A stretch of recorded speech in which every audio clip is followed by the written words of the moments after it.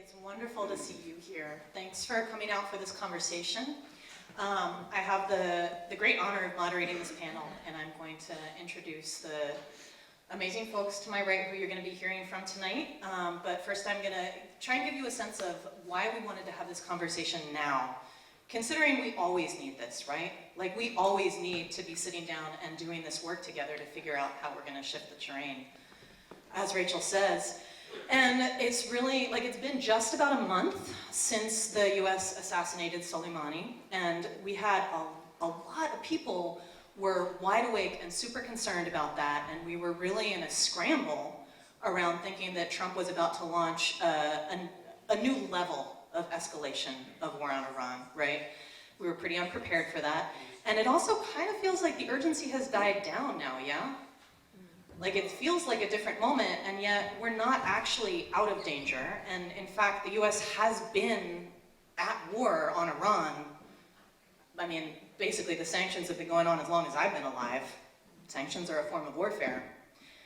And so we really wanted to take this time to have some folks help us understand better what we're dealing with, how we got here, and where we can go from here. Recognizing that we really have a massive task ahead of us in this country to be taking responsibility for dealing with our government's violence at home and abroad. So, war making is woven into the DNA of this country since its inception. We're standing on occupied land that was taken by the gun. And the quote-unquote endless wars that Bush launched that we're still in were really just a recent iteration of that long history, right? But being a settler colonial nation, the national story of this country has done so much to invisibilize and normalize being in a state of ongoing war, that's what the US has always been. And the state of war against the indigenous nations on this continent, let alone each, incremental expansion past that. And we have really, culturally accepted a state of permanent war. And now we have teenagers who weren't even born when 9/11 happened who are enlisting in the US military. And then at the same time, resistance is really woven into our DNA as well, that as long as there have been wars launched upon this continent and wars launched from this continent, people have been resisting those. And that's also the part that we're here to talk about tonight. We need to know what each other's doing. We need to be sharing stories and lessons. And we really need to be centering the folks on the front lines of the communities that are really resisting US imperialism here and in the countries that we're occupying and invading.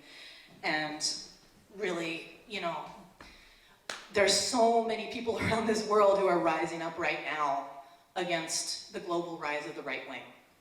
And we are part of that, and we could be a lot more part of that. We need to be much more deeply woven into that. So that's also a piece of what we're talking about, is being more part of that international movement. So we're gonna be addressing both the short and the long term tonight. Clearly, we need to be talking about what are the immediate responses that we can have in moments of heightened tension, but we really need to be building durable, powerful work. Durable anti-war work that means that we're not just jumping from trying to stop one facet of one war at a time, not trying to put a series of band-aids on things. But we also need to be learning our lessons from past generations and past eras of work against US empire. For those of us who were active against Bush's wars, he offered a lot of low-hanging fruit. Like, do y'all remember the stickers and the bumper stickers and protest signs that were like, a village in Texas is missing its idiot? Do you remember that kind of thing? Like, that was the most, grounded critique that we could make of Bush's wars. So there's already ways that lesson has not been learned and that people are really jumping at all of Trump's excesses. And he is particularly terrifying as well as being a caricature, so he does invite that. But he is the current package for US imperialism. And we need to really not fall for that same thing of just going for what is the lowest common denominator, because we are not trying to build a movement where our demand is, could you just wage these wars more politely? That is not what we are trying to do. So what we're hoping for tonight is that we're going to learn more about the context that we have in this moment for anti-war organizing, what's happening in Iran and Iraq and the forces at play in the region. What does it mean for us as organizers working in our different communities? We're going to get grounded in understanding more of what this empire is doing and also how people are fighting back. And we're also going to ask you to think about how you and your work are part of that bigger picture, and for us to all leave with some next steps around what are we all committed to be upping the game. Like, the moment that we're in absolutely demands this of us. We need to be figuring this out, and this conversation is intended to be a contribution to that. So we are super lucky that we're going to get to be hearing some wisdom from these folks. We're asking them to really be in conversation with each other tonight, rather than doing this as a panel with a series of presentations. They're going to be sharing lessons and thoughts and insights in dialogue with each other as well. And then we'll have some time at the end to open out the conversation and include you all too. So, I get the honor of introducing these folks now. To my right is Rhonda Ramiro. Rhonda's been active in the movement for national democracy in the Philippines since the 90s. She was the founder of, and is currently serving as the chair of Bayan USA, a multi-sectoral alliance of 30 grassroots Filipino organizations in the US and largest overseas chapter. So I'm gonna let you know who everyone is, and then we're gonna give them all a warm welcome together. So in the middle here, we have Lara Kiswani, who is the director of the Arab Resource and Organizing Center. And if y'all have ever worked with AROC, then you know that they not only do amazing, vital work here in the Bay Area in Arab and Muslim communities, but also play major leadership roles nationally and internationally. And then we have Chris Lymbertos. Chris was born and raised in Iran to parents who sought refuge in Iran in the 1930s from their homelands. Her mother is Armenian, who left Azerbaijan, at the time part of the USSR, and her father came from Aleppo in Syria. Chris left her family in Iran to attend college and returned to teach in the school she graduated from in Tehran, never with a plan to live in diaspora. However, the 1978-79 Iranian Revolution and then subsequent war with Iraq made it impossible for her to return. Members of her family that were able to flee have dispersed to other countries, like so many others who were able to do so. And over the decades, she started an organization to visibilize the concerns of queer Iranians and Southwest Asian North African folks. She's worked to support queer Iranians who escaped during the 80s and 90s to Europe and the US, became active in anti-colonial, anti-imperialist efforts, and is also currently a member of the Arab Resource and Organizing Center. And then on the screen over there, with us from Long Beach, is Yousef Baker. He is Assistant Professor of International Studies and the co-director of the Middle East Studies program at Cal State Long Beach, and wanted to be with us in person, but was teaching class right up until this event. His work examines the political economy of the invasion and occupation of Iraq. He is also one of the co-founders of the Iraqi Narratives Project, an oral history-based project documenting the lives of Iraqi exiles and migrants living in North America, and looking at how trauma and joy affects the way we understand the world and our role within it. So please give these folks a warm welcome.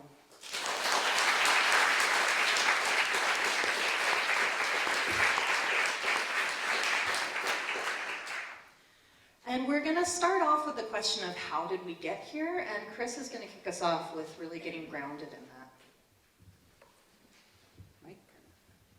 Mike. All right. So one of the things that sometimes is helpful to do is just kind of go, what's the timeline of historical events that have happened in a particular place that sets up a context and a ground of understanding about how we got here. So what I opted to do tonight was go through a timeline that does that. And hopefully you can hang with this timeline thing. I'm trying not to make it too boring. And then just to let you know, these are specific events that we selected that we thought would really set a context well, and it's not complete, it's not 100%. All right, so really, it seems like the first thing to note is 1900s, early 1900s, is when there was a recognition that Iran was sitting on a vast resource of oil. And I think that's an important thing to mention as we go into what's next. What's next is 1915, 1916, there's this secret treaty that was created called the Sykes-Picot Agreement, which happened between Britain and France, that basically carved up the Middle East for the British and the French. Random lines were drawn, and it really represents an imperial, colonial, imposed set of borders on the Middle East that doesn't take into account the local realities or the political realities of the indigenous peoples there. This set the stage for decades of colonial and imperialist wars. Important for that to be here because that is, it may not be the story of Iran, but it is the story of the region, right? And how imperialist powers are starting to lay groundwork. 1947-48 is the Nakba, right? 1951 is when a democratically elected prime minister, fierce nationalist of Iran, is elected. And what he does is he supports general strikes to support the working poor. He called for immediate attacks on British oil companies and moved Parliament to vote to nationalize the oil fields, which had been dominated by the British. So that's the Anglo-Persian Oil Company, right? And his actions brought him into conflict with pro-Western elites of Iran and the Shah, the Mohammad Reza Pahlavi, the Pahlavi dynasty that started in the 1920s. The Shah goes into exile. 1952 is the Egyptian Revolution, also important to note, because here's where Arabs regionally are consolidating national power, nationalist power inspired by socialist revolutions across the world. All right, so after that, 1953, there's an attempted coup. So we see that Mossadegh is overthrown, but there's an attempted coup that happens in 1949 by the British and US intelligence, who came to the conclusion that potentially Mossadegh is a communist and would move Iran towards joining the Soviet bloc. So they didn't want that to happen, obviously, and were concerned about what that meant for oil and the stability that they wanted to hold in the region. There was an assassination attempt on the Shah, and so this made the pro-Soviet Tudeh party in Iran be banned. So any person in Iran that then was deemed potentially a communist was repressed and taken into detention and very often executed pretty quickly by the Shah. The CIA and the British intelligence engineered a plot to overthrow Mossadegh. There was a failed attempt, but here's an interesting thing, is that the CIA continued covert operations in Iran. They worked with pro-Shah forces, and they also worked with the Iranian military and succeeded in organizing another coup. The military, backed by street protests, organized and financed by the CIA, shadows of this to come later, overthrew Mossadegh, and the Shah returned, who then thanked the United States by signing over 40% of Iran's oil fields to US companies. The Shah became then one of the most trusted Cold War allies, and US military and economic aid poured into Iran through the next several decades. It's kind of interesting to just kind of go, oh, this is how this shit happens, right? What kinds of plans and agreements are made when we don't know about them until years later? So in the next couple decades, the 60s and 70s, the Shah implements social and economic reforms that modernizes the country. A lot of people really love this idea. It's like, okay, westernizing, all this new technology, economy starts to, increase towards a more sort of like capitalist structure.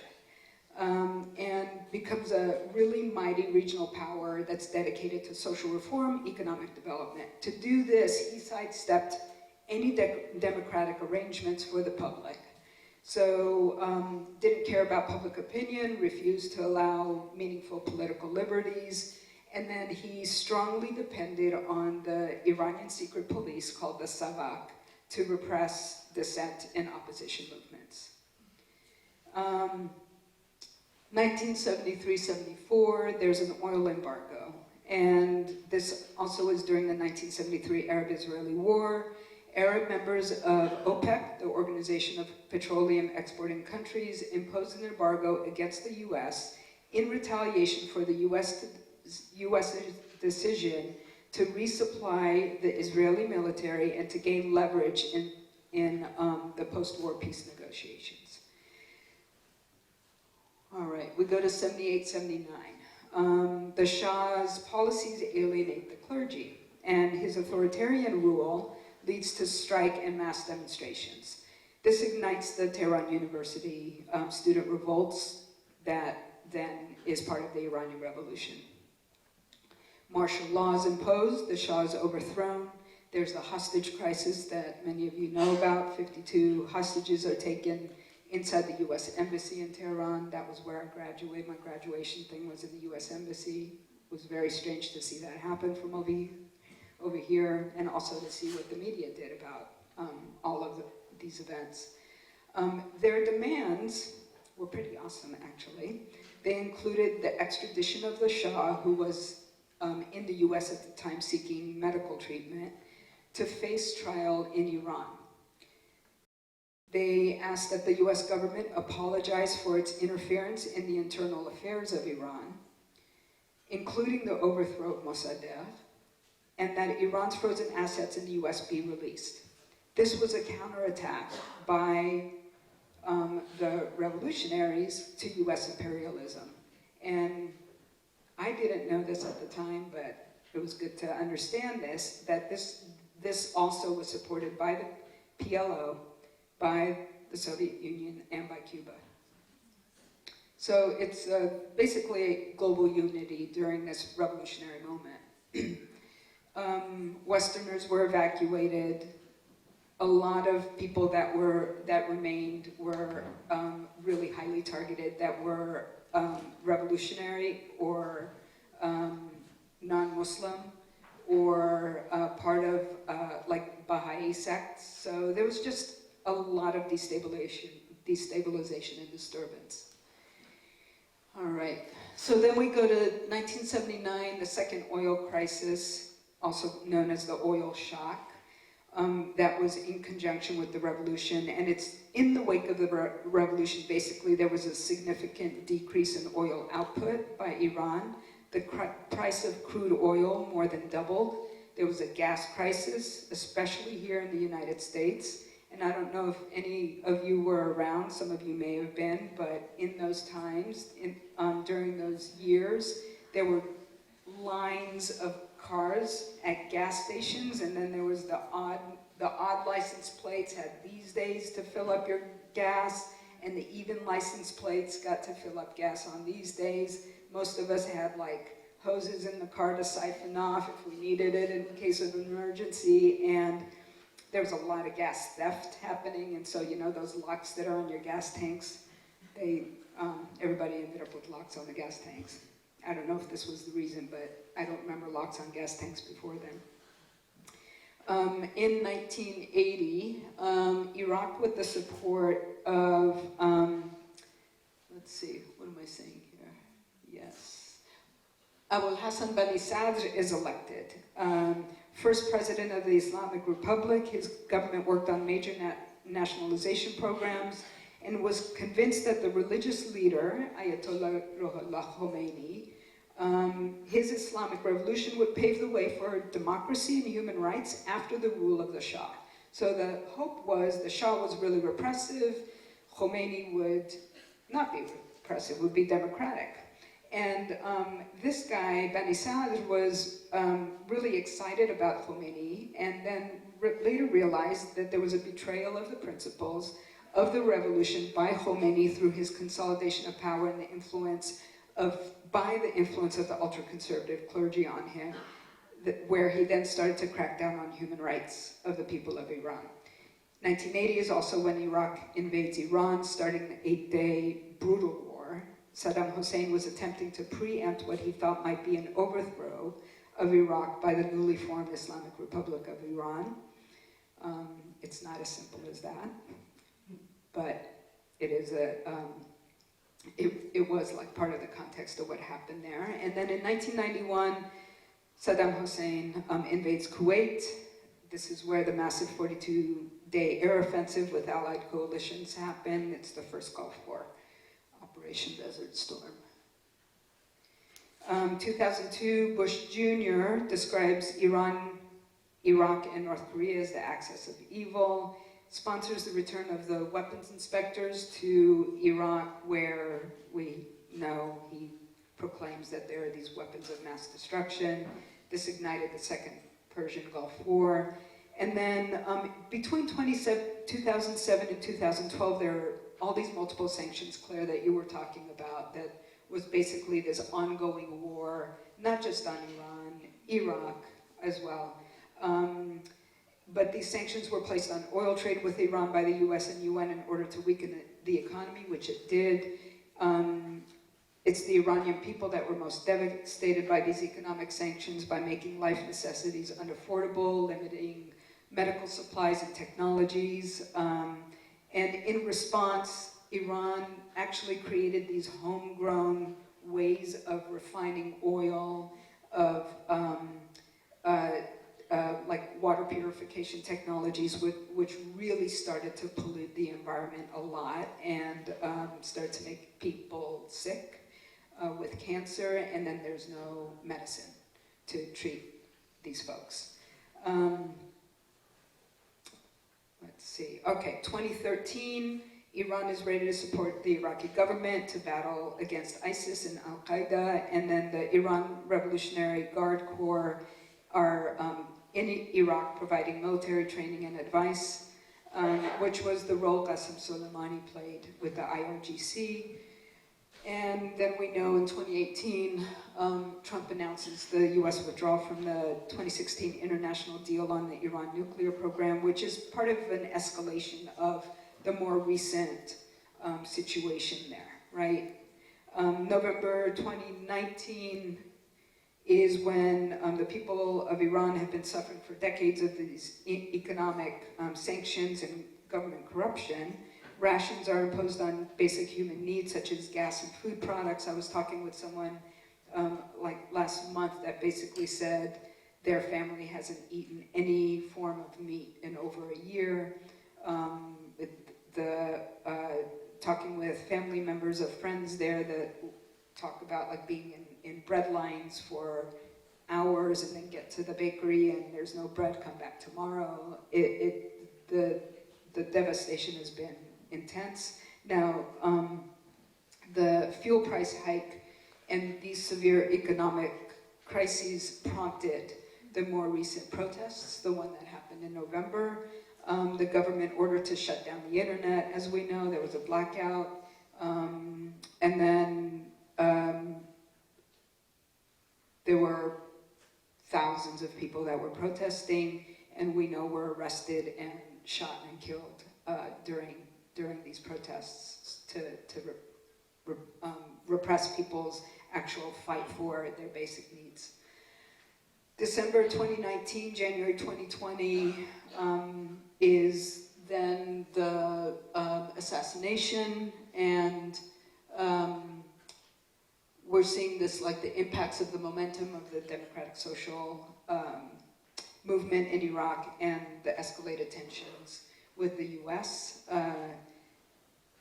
Also the downing of the Ukrainian airliner, everything operating in a bit of a mysterious crowd, but not so mysterious because we know how these things work when an escalation of militarism and imperialism take place in a place that's been targeted for decades. And I don't know if you all know, in January last month, Putin and Netanyahu met to make their plans for how they want to engineer things. And also something to pay attention to is in this month, on the 21st, the Iranians are planning to go to the poll. And the Iranians have a very, very high turnout in their electoral participation. But there's a concern around the legitimacy of this upcoming election, because there are, I heard, thousands of potential candidates that were lined up for the election, and all of them were many of them, most of them were disqualified, down to a handful of candidates to actually narrow down the possibility of shifting any kind of government dynamic. And so there's a whole other wave of protests around the elections and the possibility of not having public voice, as we've seen in the past with the Iranian turnout of elections. I'll stop there, because timelines can be boring. Hopefully that was somewhat interesting. That's really helpful.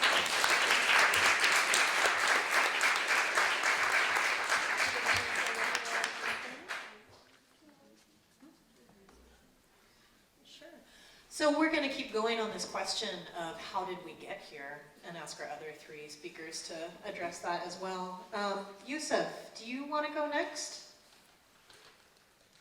Sure, I could do that. So everybody could hear me, right? Okay, perfect.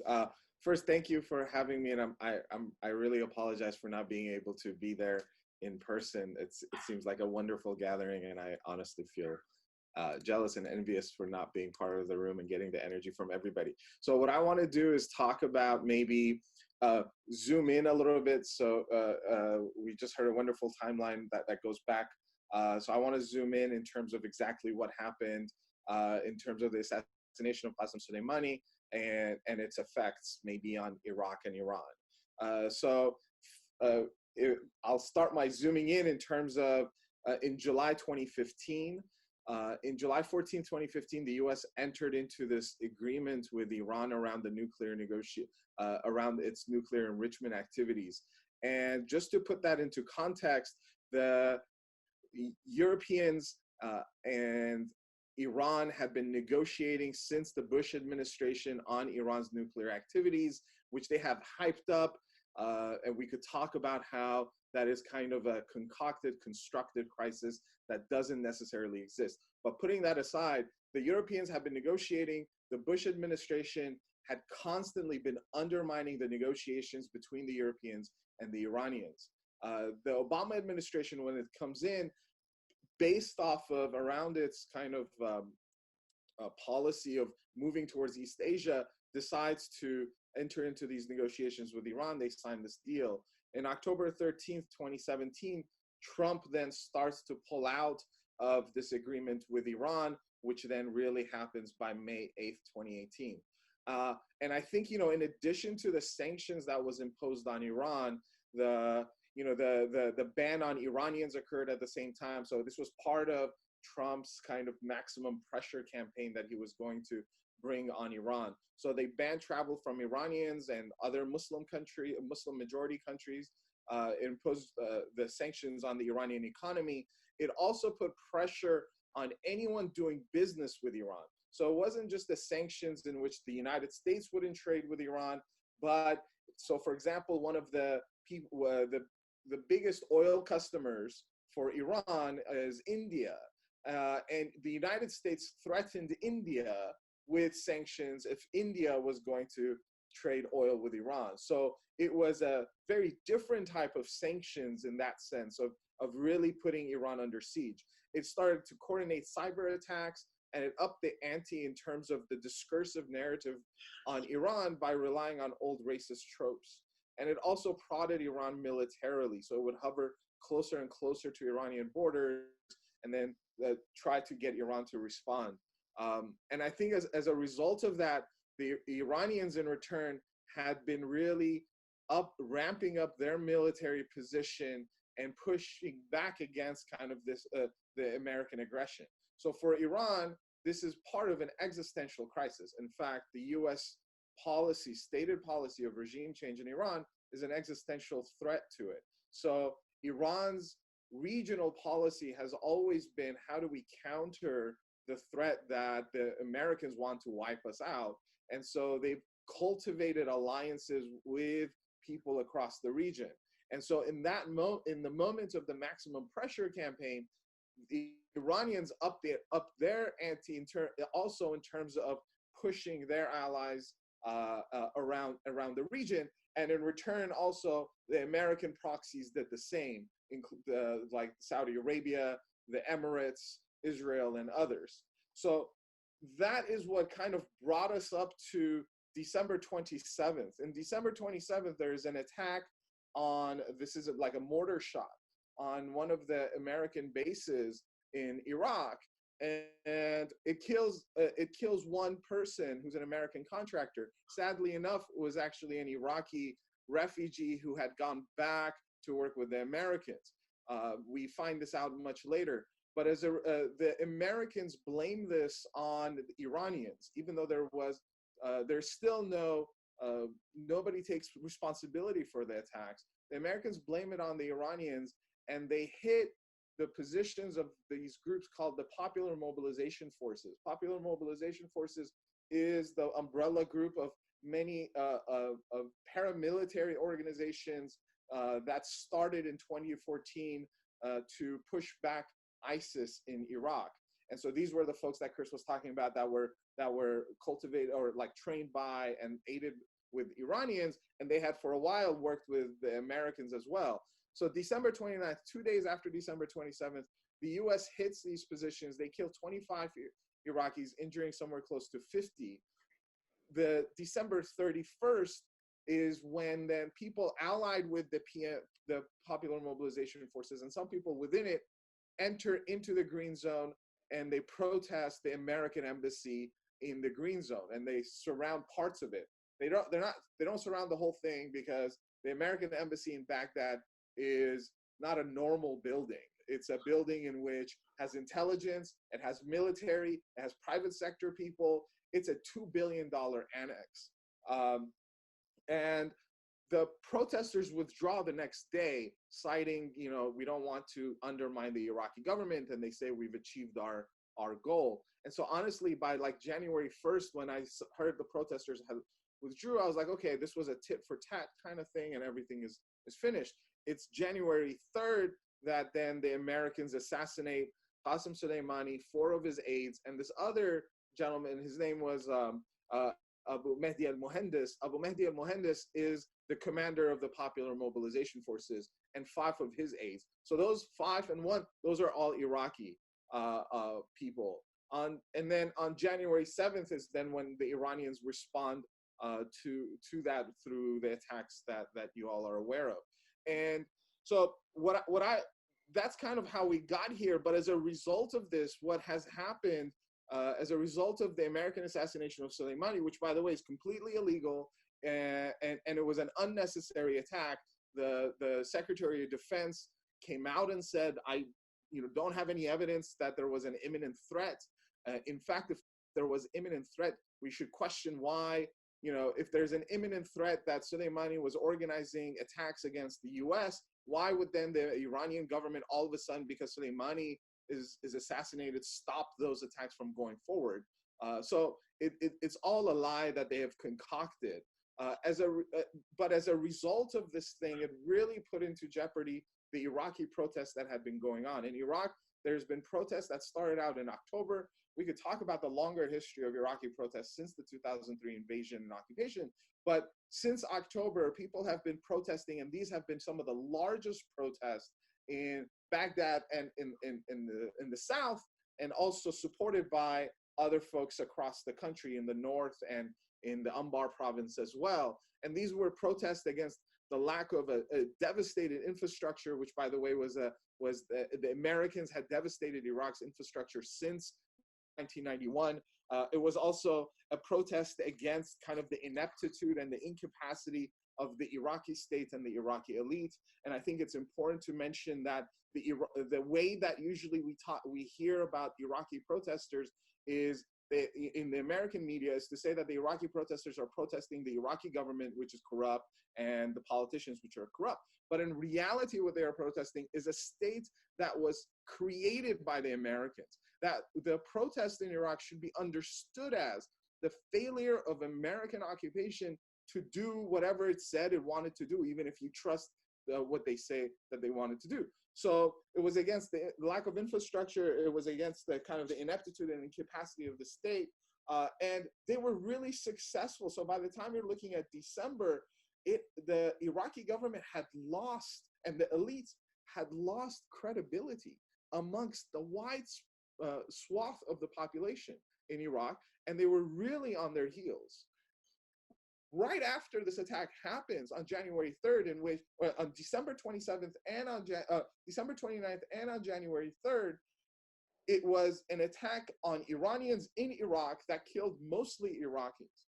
So then it allowed the Iraqi government and all of these elites who lacked any credibility now to come out on TV, to come out and give public statements in which they use the discourse of nationalism and sovereignty to regain some semblance of credibility and some semblance of we are talking on behalf of Iraq and and the Iraqi government is important. Right at the time in which the Iraqi government was at its weakest. In addition, the Iraqi protesters now had to navigate a much more difficult discursive battle, where it's like, if you oppose if you don't support, you're either with Iran or you're with the US. And so how do you navigate that? The Iraqi protesters now had to deal with the question of popular mobilization forces. And for a long time, that was one of the demands of the protesters, that the popular mobilization forces need to be disarmed, and we need to figure out some kind of permanent process of integration into the Iraqi army and what have you. Now, if you talk about the popular mobilization forces, you are taking the sides of Americans. So it just became a much more complicated position at that point, a position that did not have to be there at all. It was a way in which the Americans imposed themselves onto the Iraqi scene once again and made everything about their whims, their desires, and what they wanted to do in the region. And so in all of these ways and more, the American politics, and honestly, we should talk about it as office politics in DC, because some of the reports are talking about this being in response to political calculations regarding the impeachment trial, has meant, office politics in DC has meant the foreclosure of dreams and aspirations for a whole new generation of Iraqi people who are attempting to forge something new, forge a new civil society, forge a new national identity. And so now what you're seeing is, because of what happened, Iran is doubling down in terms of what it needs to do to fortify its position within Iran and its alliances around the region. And so this has meant problems for Iraqis, not to say anything of what's going on in Lebanon, in which you had another protest movement, and elsewhere. So I think this is my very long-winded answer to how do we get here.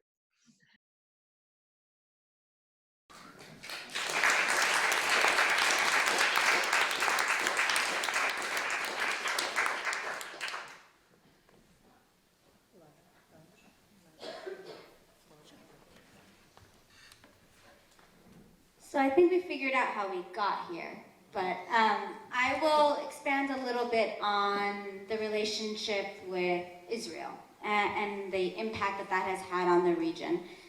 So, we're going to start, and the broader conversation was how did we get here within the context of trying to rebuild an anti-war movement of sorts in this time. it's important to talk about how did we actually get to a place where the US has been waging wars as they have within the Middle East, North Africa, Southwest Asia, North Africa region. And while this has been named, it's good to name it, we have fossil fuel and gas, 68% of all oil reserves, trade routes, which is what brings Yemen into the conversation, access to Asian technology and markets, as well as resources and technology on the African continent. And that is why our region has been so targeted.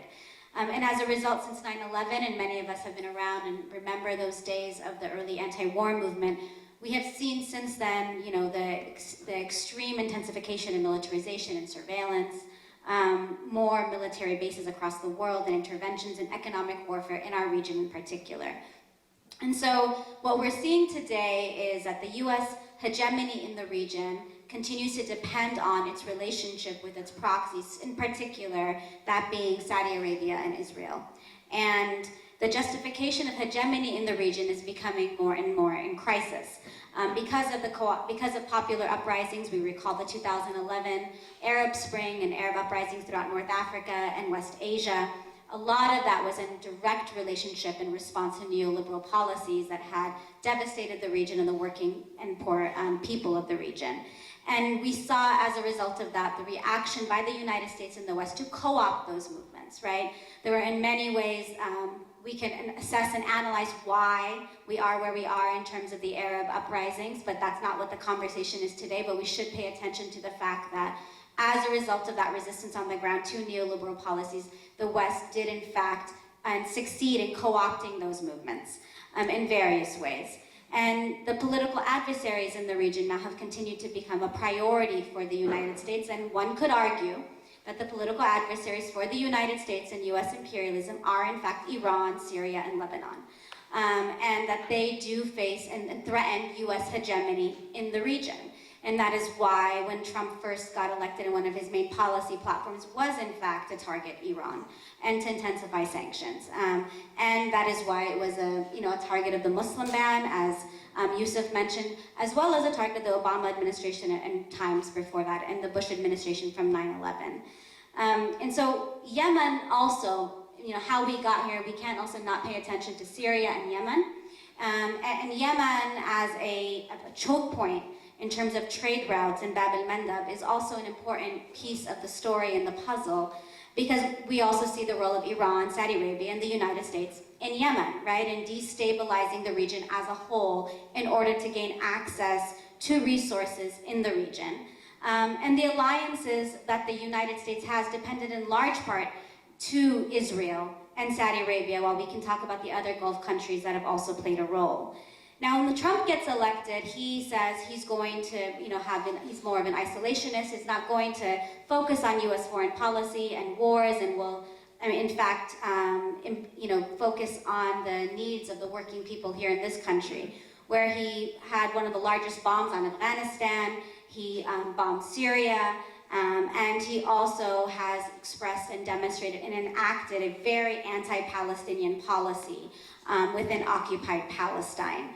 And so a lot of what I think we need to focus on for today and for our conversations around what it means for us to rebuild an anti-war movement and how we got here is, what is the role of the United States left in terms of understanding a region, that being the region of the Middle East, North Africa, West Asia. What is the role of the role of Israel as not only a proxy, but actually a U.S. functionary and partner to U.S. imperialism? One could argue that U.S. imperialism in our region could not be as successful as it is without the role and the existence of apartheid Israel. And what are the weaknesses of U.S. imperialism? And we could look at it, and I would argue that we could look at Israel as one of those weaknesses, given the ways in which popular resistance has and popular consensus has actually shifted in terms of how people are understanding apartheid and Israel. And what are the potential of our social movements both here and in Lebanon, in Iraq, in Iran, in Palestine, in Yemen, and across the region, both in terms of how we can have alliances with another to support democratic movement, but how do we understand U.S. imperialism is actually the biggest hindrance to that, right? And I think Yousef spoke about that a second ago, that we saw a lot of potential in Iraq in December. And I know I was listening to the podcast that Yousef and Dina and others have been discussing some of what we're seeing in Iraq on the ground, and how excited a lot of our people were about what they were seeing on the ground, and the ways in which the minute that escalation took place that was prompted by the United States and Trump administration, it completely took away and distracted from the ambitions, desires of people on the ground. And so as those of us on the left trying to be in solidarity, not only with people in our region, but people globally who are fighting for democracy, for human rights, for the well-being of their people, for the ownership of their own land and resources, to understand that situation here in the United States, we might need to focus on really building a real united force against war and militarism in order to make it possible for the human potential of those on the ground to be able to be realized.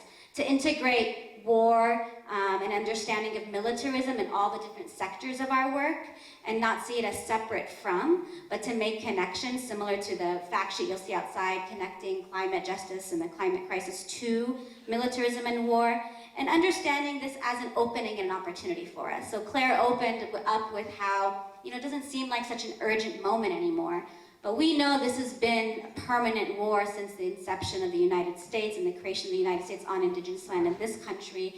We know that there has been ongoing devastation in our region, but not only in our region, in ways in which wars have been waged in Central and Latin America, in the Philippines, the ways in which they're propping up proxies and proxy wars in Haiti and other parts of the world. And so what can we do now to see this as a moment to really advance our analysis of militarism and war and imperialism as not something that's just this heady concept of we have to have a value around, but a way we can integrate it in all our political work.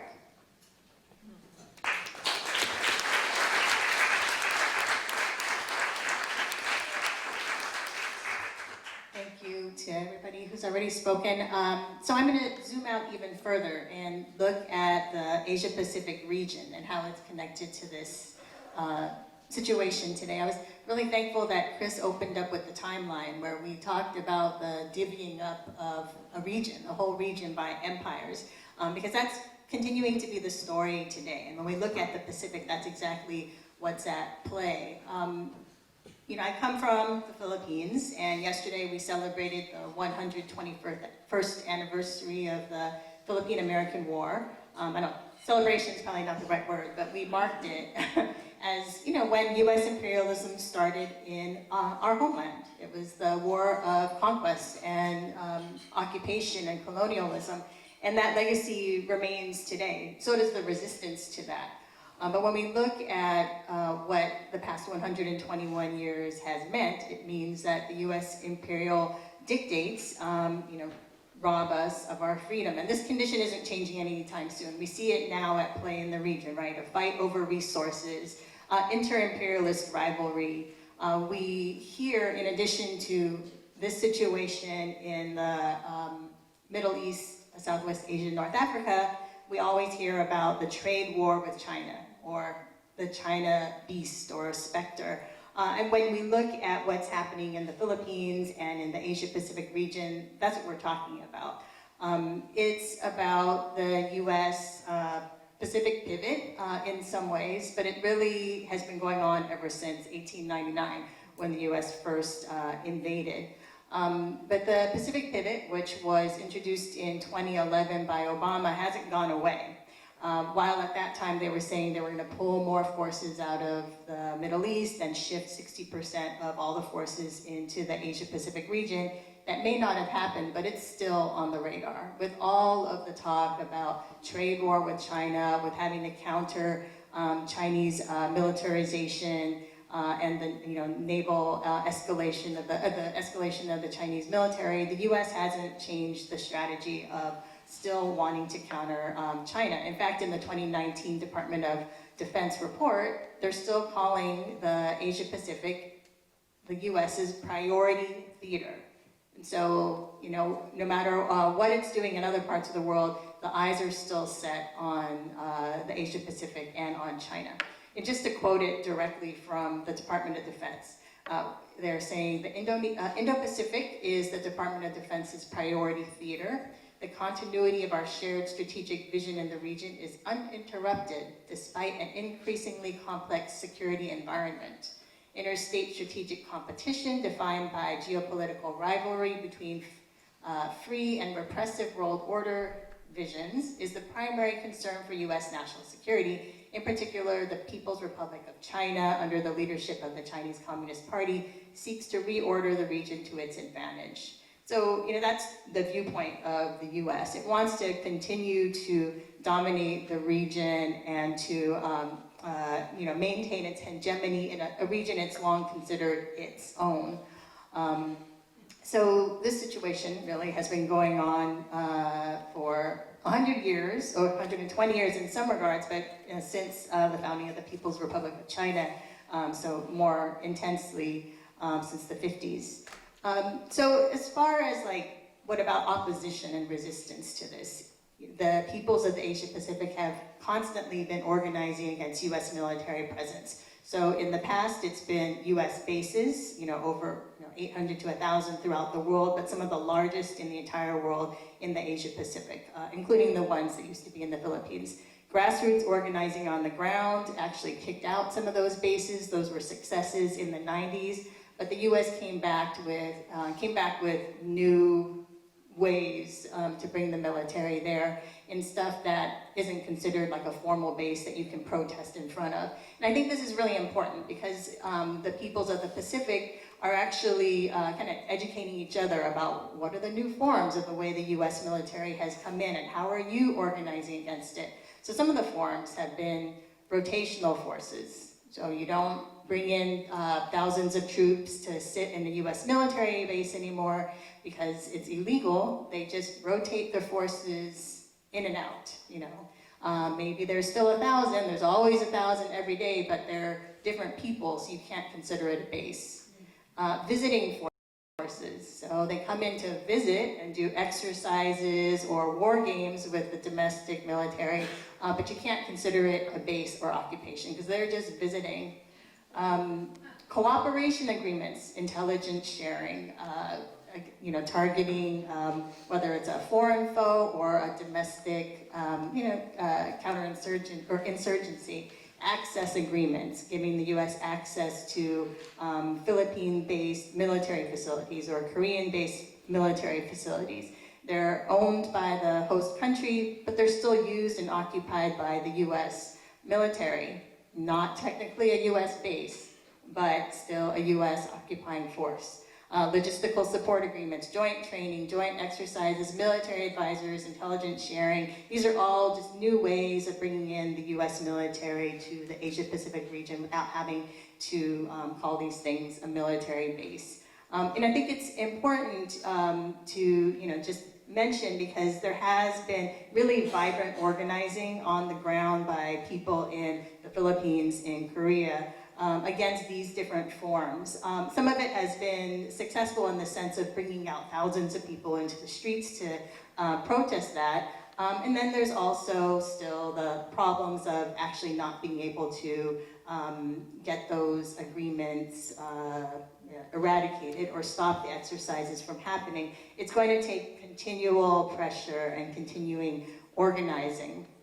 There's been legal opposition too. There have been court cases filed, both domestically and looking into international legal mechanisms. But still, what's really going to turn the tide is going to be that grassroots organizing.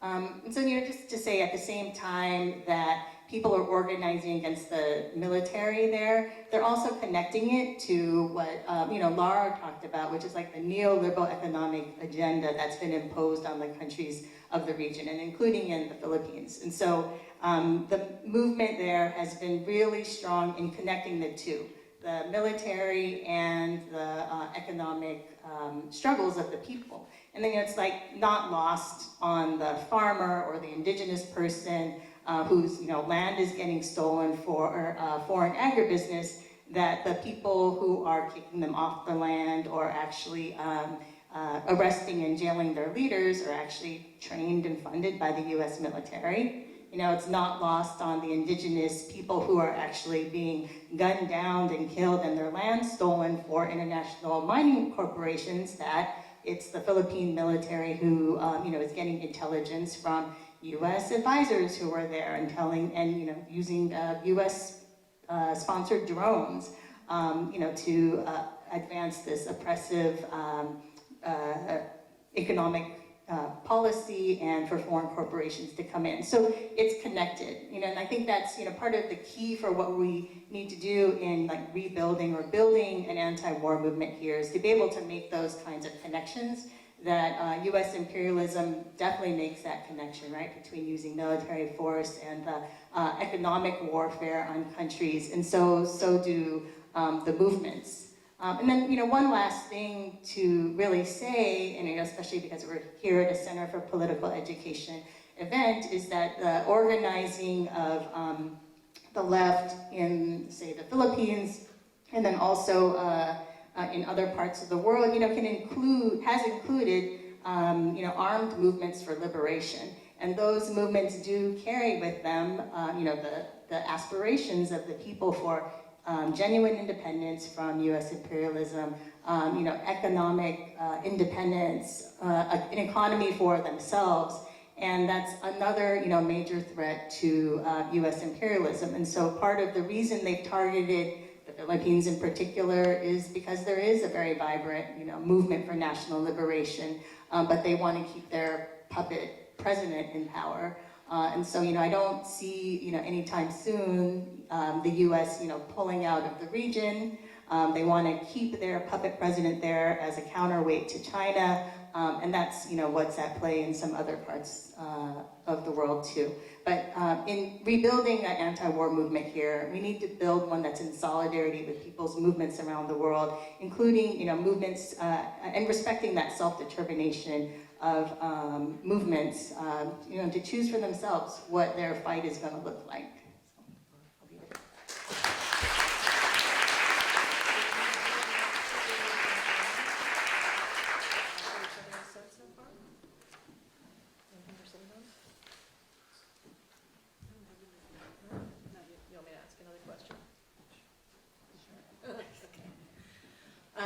That is both, I'm sure, the tip of the iceberg, to be real, and is so much, thank you, what the four of you have already laid out. And I know I'm sitting here trying to sift through what does it mean for us in terms of strategy, both what you're saying, Rhonda, of how do we build work here that is actually in effective, accountable solidarity with people's liberation movements. And I also think about how the burden should not be continually falling on all these people to be doing the lion's share of the work to undermine the US military. That is part of the job of those of us here in this country too, especially those of us with citizenship privilege. So I want to ask some questions about strategy to also start getting at the part of how those of us in the US can be taking initiative and doing effective work to be undermining the US military's ability to be making war on people who are also adapting their own resistance, to keep figuring out what do we do with the new ways that the US military keeps, once they get kicked out of a base, they come back in new different ways, that the old methods of protest have to change. And the question that I want to ask us is about how we change our methods, because in the last phase of anti-war movement building in this country, I think we really have been using a lot of strategies that were much more successful in the era of the US war on Vietnam, particularly in terms of how the forms of US war making are changing, that the shift in terms of mechanization of warfare and how much the means of killing are becoming more and more remote, that now, the signing bonuses when people are signing up into the US military is more stuff like cyber ops, or the launching site manager for Patriot missiles, or for drone operators. And then also the shift to more of the actual forces, instead of being people in US military uniforms, being proxy forces. So what that means for us, when we were trying to rebuild a GI resistance movement that was really premised on the idea that service members in the US military are workers and they can withdraw their consent and their labor, that's not a strategy that is really working for us anymore, and we haven't really come up with something else in terms of how do we stop the US war machine from functioning in the way that it is being used. Obviously, it's $1 million question, not the only one. But what strategic revisions do you think we need to be thinking about right now to have a pragmatic materialist strategy where we can actually be making a dent within our communities with what we have access to in the US? Because that's something that we also do keep being called on to do as one form of solidarity with these people's movements and their resistance.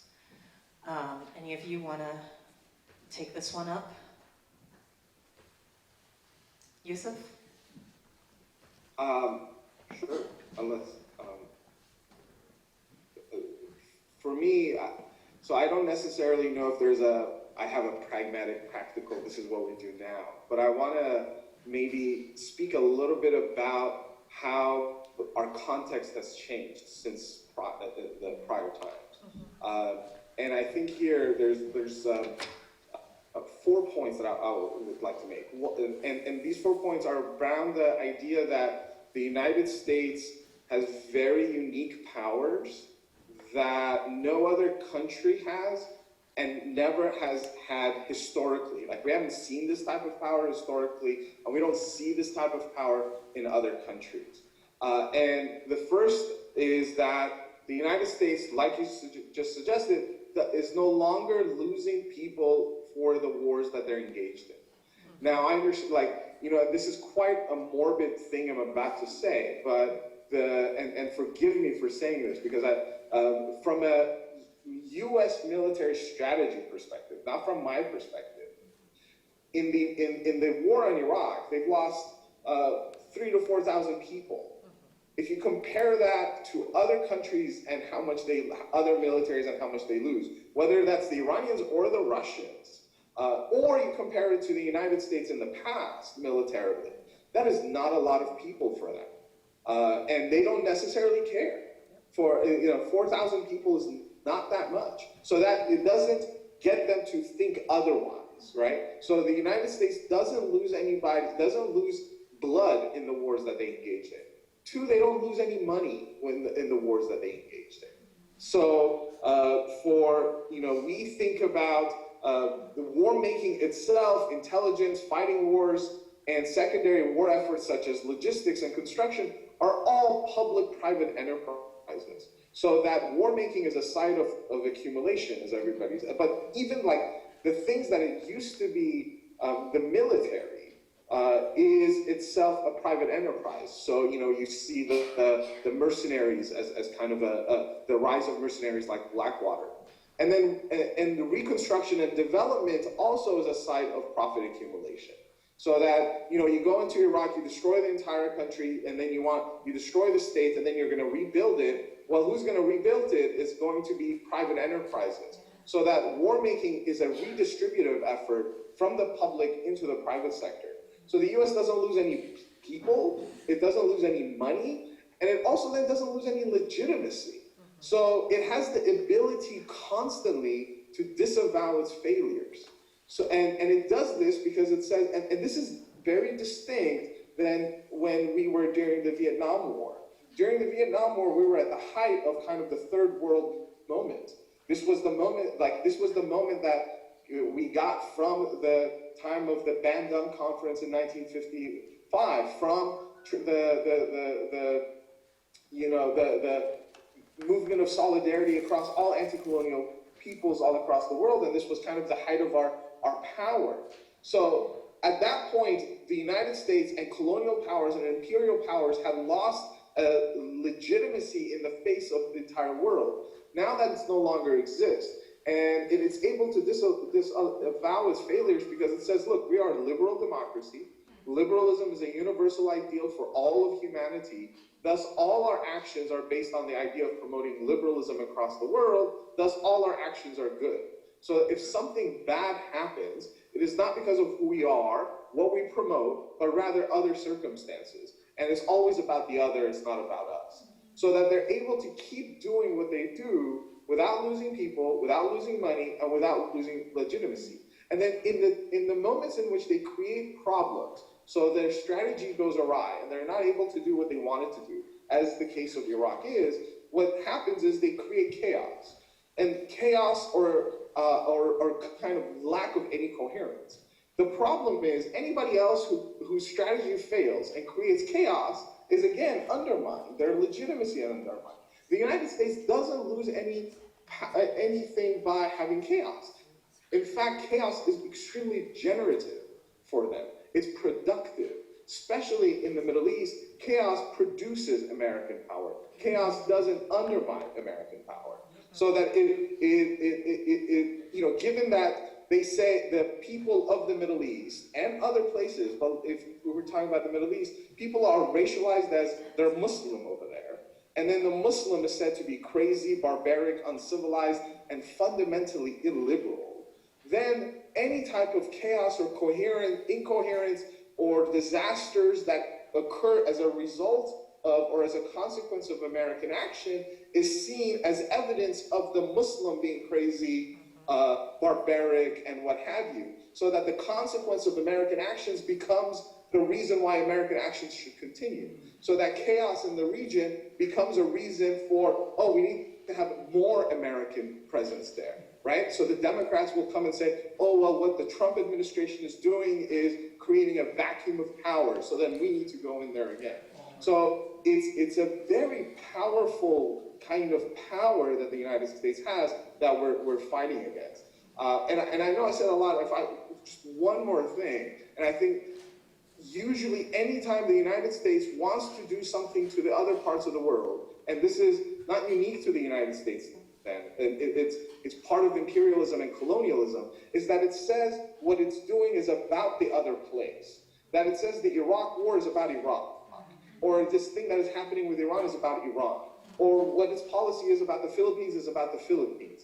And then unfortunately, all of us start looking that way, like, oh, what's going on in Iraq? Well, who are the players in Iraq or Iran? When in reality, none of this stuff is about the other places. The war in Iraq was never about Iran. The war in Iran is not about Iran. It's always about the United States. It's always about the imperialists and the colonial forces, starting from 1492 all the way to here. That imperialism always wants to tell us that it's there because of the other people. It wants to do whatever it wants to do to the other people, when it's always about the United States. And I think we always forget that. And I think the general population also forgets that. And so we always, the second they want to go to war, we're like, oh, so let's talk about what that other place is. And you start looking at like, well, who's their leader? What do they do? Da, da, da. It's like, yeah, but it's really about the US. It's never about that stuff.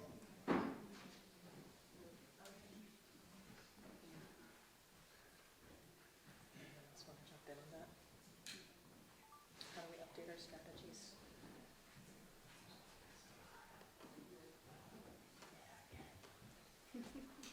So if we know that, right, and that's part of why we are where we are, in the sense that people are so distant from the lived experience of war, and it's only when those of us in diaspora or those being forced to flee and then are banned at the border that the question actually gets raised again, right?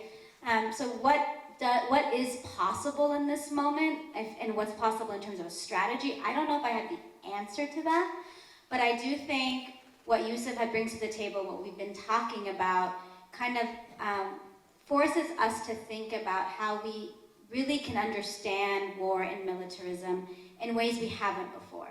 And I think that does bring us to questions of what worked in the early 2000s and what needs to shift. But also we can learn from what worked in the early 2000s, because some things did work, right? So there were ways in which we had mass mobilizations that didn't end the war. There were ways in which we had direct action that was coordinated across the bay and across the country, also didn't end the war necessarily. But at the end of the day, there was ways in which we actually forged alliances and took action together and showed unity in ways that let the rest of the world, including our people on the ground, know the people of the United States are against war, right? And that does mean something. But in this political moment, what does it also mean for us to take up targets that unite us across different sectors and issues? How can we figure out if it's not going to, another sensational war, another bombing that may make people want to mobilize in the streets, but then that'll die out after a couple days or a couple weeks, as we've seen time and time and time again. What will it take for us to actually integrate this as not just another topic to discuss during a political education program, but to actually understand it as part of our work, right? So it's actually a responsibility on all of us, including those of us in diaspora, to do more here in the belly of the beast, to take up this question and to figure out ways that we can forge alliances, build movements, have a united front against war and against Trump, right? So understanding that also Trump poses a huge threat to us in this moment. Fascism is a serious way in which all of us will be impacted, but also wars will be waged. And so if we want to understand our struggles today in terms of what is needed, in terms of our priorities, we can also see trying to defeat the right as part of that work. We can see trying to make connections with climate justice work and their connections to war and militarism, and finding targets that will raise that issue up in mainstream media with popular support. We'll also do that work where we make it uncomfortable for them, to make it so that they don't think it's normalized, and all of us don't think it's normalized, that we are in perpetual war, right? And that people are suffering even if we don't feel it here on the ground. And then I would just add to that there is a particular role that Israel plays. And that if we want to take up seriously imperialism, US imperialism in this moment, then all of us have to take up the role of the state of Israel in the world, in our own backyards, but also in the Middle East, and understand that its own existence is actually dependent on the United States, right? So it's not just a proxy of the US. It would not exist in the form that it exists without the support politically, economically, and militarily of the United States. And there's a reason for that. So to look at the role and the ways in which even recent policy of the Trump administration in Palestine is a window into US foreign policy in the Middle East. And to understand our role here to engage in more boycott, divestment, and sanctions work, to isolate Israel, to make Zionism not so normalized. And we can say that, we see it's very insidious in terms of the ways in which the role of Israel is whitewashed in all of our movements. And the more we can do to find those targets in all of our work, whether it's an anti-military target, but specifically also an anti-Israel, an anti-Zionist target, I think we are then actually forging some of the same alliances and building on the work we did in the early 2000s, to understand war and militarism as a key issue, and to know that we have agency in actually doing something about it and being strategic, particularly in this moment where in the early 2000s, we didn't have the support of the Democratic Party whatsoever, right? There's a different time today where people are more anti-war than they were then, for various reasons and different political interests, right? But we need to exploit that as people on the ground who really want to see something different in terms of foreign policy. So those who have what it takes and have the power to make those decisions are moved a bit differently than they were in the early 2000s. And it's not going to be easy work to move them further, but we could see defeating Trump as one step towards that. I also had a thought about, Claire's comment around, how do we build something that's durable too? And I think we absolutely have to seize the moment when there may be some alliances that we wouldn't have dreamt of a few years ago, because we do have Trump in the White House. But I think at the same time, we also need to be looking at those popular uprisings that are happening in countries, and what are they protesting about and against, and the long-term liberation movements in some countries, what are they organizing for, and being able to make the linkage between the militarization that's happening, the overt war, the covert wars, the sanctions, and the economic situation on the ground that people are facing, the neoliberal economic policies that have totally taken away all chance of a decent livelihood in those countries, and what are the connections to the economic situation right now for people in this country. And so even beyond the immediate moment of the elections this year, perhaps, or in 2 more years, we're looking at wanting to form an anti-war movement that also has a respect for those movements in other countries, and maybe even unity with that, solidarity with that, like we had in the 60s and 70s with the anti-colonial, and up into the 80s, right, with the anti-colonial struggles. So that there's actually a vision for something, as well as, you know, the really critical need right now to organize against war and fascism. You all are awesome. Good to listen to you.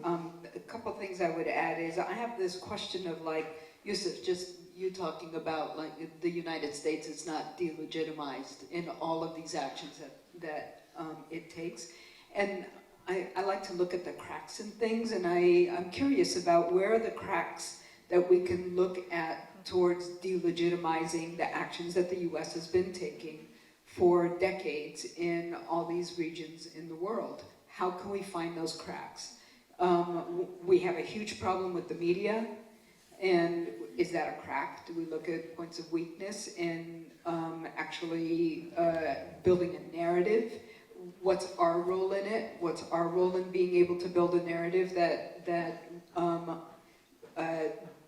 actually shifts how people are looking at imperialism, and actually anti-imperialism is more part of our language among us, among people that we work closely with in our families, and is more of a unifying force across sectors, because I don't think that is the case when we talk about folks working to fight for justice. That's not the case, and we should make it a case. And then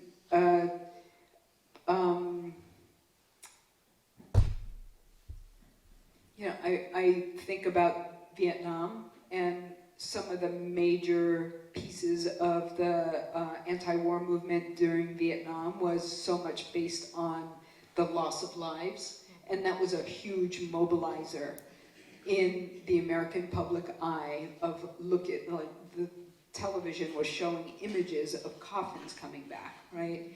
That was mobilizing public opinion. What is the current version of that? That is not that. But what is a current version of mobilizing the American psyche toward seeing something differently? Like having a different vantage point and a different narrative and opinion about what is going on in these other places that they don't care about, because that's just happening there. It's not. It's not just what's happening there. So some places to be curious about.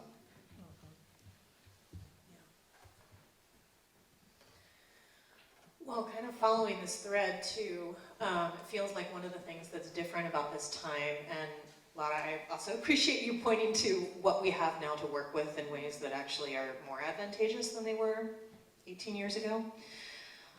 We're also in a time period where it feels like the work and conversation around domestic militarism is really different. You know, in large part due to leadership from the Movement for Black Lives and their partners. That's actually an entirely different world than it was when we were trying to stop the invasion of Iraq. And then at the same time that we have a rising tide around challenging domestic militarism, we have what feels like a real low point in terms of challenging US militarism and war abroad. So it does feel like one of the places, or one of the sites that there's a lot of power and energy and leadership around making that link, is where people are working within a framework of decolonization, which when you're talking, Rhonda, about what was so much more possible when there was a more kind of coherent global anti-colonial movement, which is something that I feel like in my generation, we deeply miss, that we haven't felt that. That's not part of how we've gotten to experience movement work yet. But that especially in these last years with the leadership happening both within and between Black and Palestinian and indigenous nations to this continent really building together around joint struggle through anti-colonial politics, what could be possible now for that being a place to do more of that bridging of challenging both the domestic and the international? And we could approach that question either through looking at where are some of the cracks, but also where's some of the places where it's possible to keep building on that joint resistance. And if you want to speak to different roles people take in that, you know, what that means for folks from different diaspora communities, what it means for people like me who are settler descendants. Any parts of that folks want to jump off?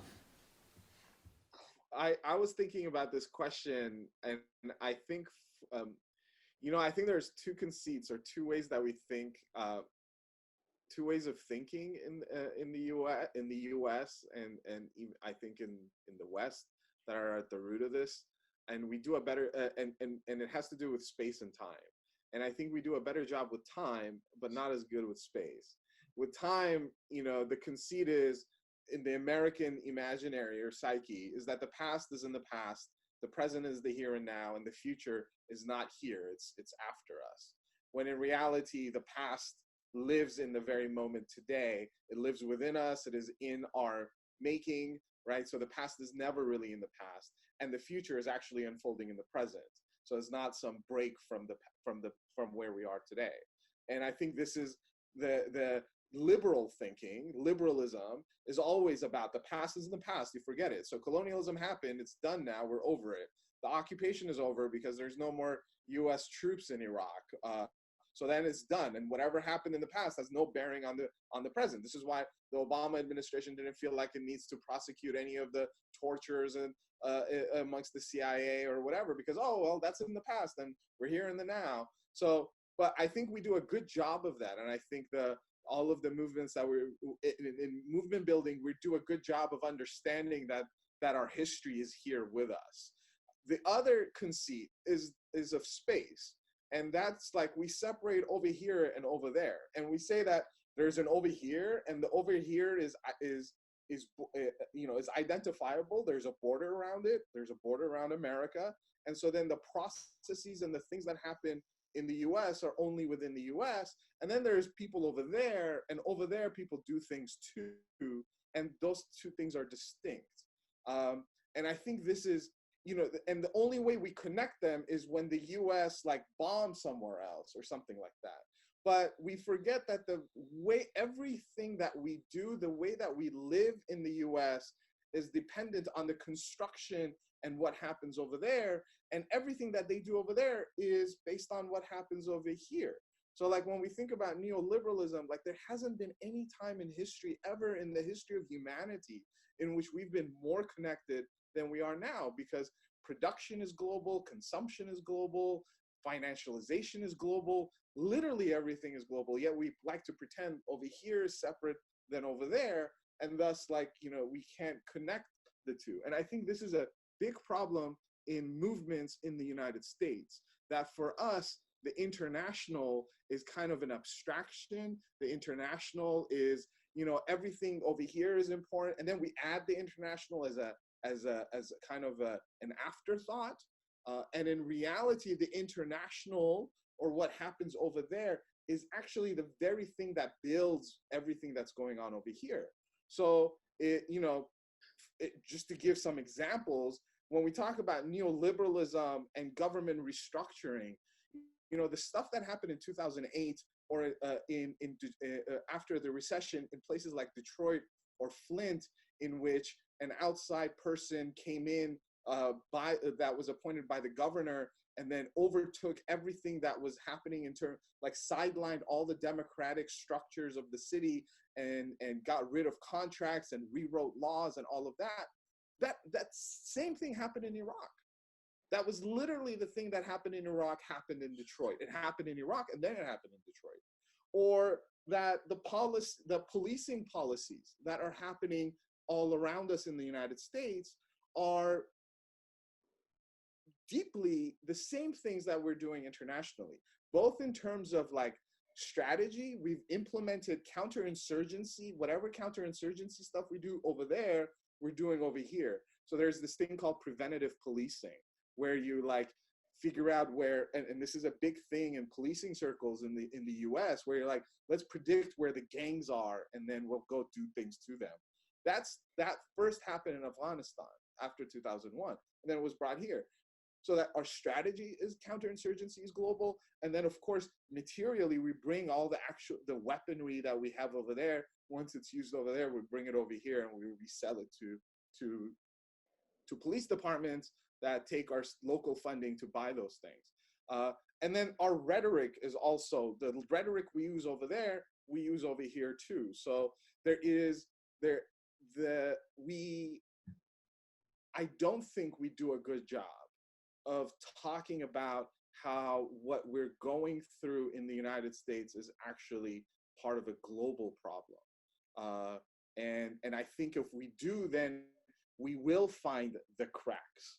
And the cracks, I think currently about the separation between over here and over there are paved through racism. That what separates us from them is always a racial construction. And I think here, within the context of the war on terror, anti-Muslim racism is extremely crucial, because that's what paves over whatever cracks exist in terms of policy. Because like the United States is living in it, the strongest it's ever been. It's also the safest it's ever been. There is no threat to the United States. Yet if you ask any Americans on the street, they feel like the United States is under existential threat. Like at any point in time, the whole thing could collapse on itself. And the threat is the racial other, whether the racial other is the Muslim terrorist or it's the criminal black body in the United States, or it's the immigrant, you know, it's this kind of the racial question. So that, you know, one of the things that I think has been amazing is that we now talk a lot more openly about white supremacy. And you could hear it even on mainstream TV.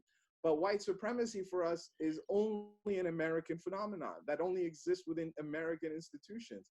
Somehow we forget that race and white supremacy is what built the entire world. Like today's modern world is a construction of white supremacy and of racism. That racism and white supremacy were world-making projects. They weren't just about what was happening in one country versus the other. I struggled with the question because the framing got me stuck on now there's been revived solidarity between Black and Indigenous and Palestinian traditions that are more visible in this time, which is true, right? Like in recent years, because of the work of the Black Lives and because of the ways in which we've been forging alliances once again, that it's come to the forefront around the connections between these different struggles.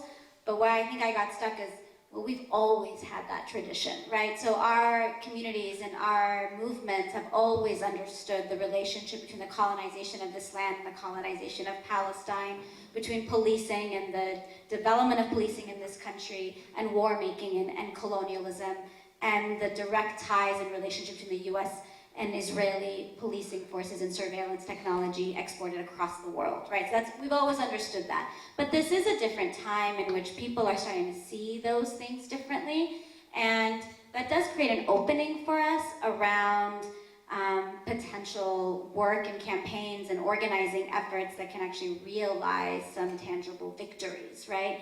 So I do think that all of what has been said is true, and in that, we have managed over the years to build on a history of tradition of cross-movement building that the Bay Area in particular has led and played a particular role in the United States for many years.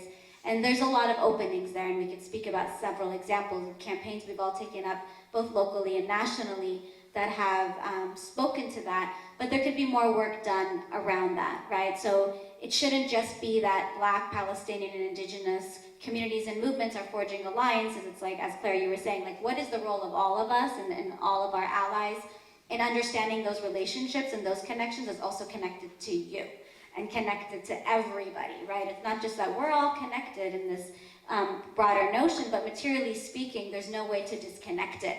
And we have a part in it, and we all have a role in it. And if we can figure out ways that we can start to see that in our local work and different work sectors and issue areas, then there may be ways that we break free of this isolationist sort of way of doing work and get out of our silos and start to organically take up actions and organizing that bring up anti-militarism.